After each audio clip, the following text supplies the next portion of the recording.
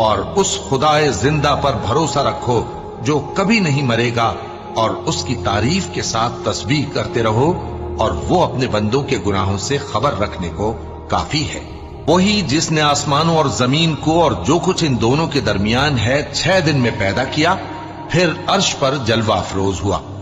وہ جو رحمان یعنی بڑا مہربان ہے، تو اس کا حال کسی باخبر سے دریافت کر لو۔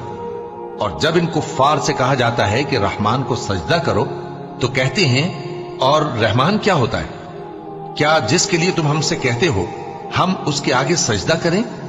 اور وہ اس بات سے اور بدکتے ہیں۔ بڑی برکت والا ہے وہ جس نے آسمان میں برج بنائے اور ان میں آفتاب کا نہایت روشن چراغ اور چمکتا ہوا چاند بھی بنایا، اور وہی تو ہے جس نے رات اور دن کو ایک دوسرے کے پیچھے آنے جانے والا بنایا۔ یہ باتیں اس شخص کے لیے جو غور کرنا چاہے یا شکر گزاری کا ارادہ کرے، سوچنے اور سمجھنے کی ہیں۔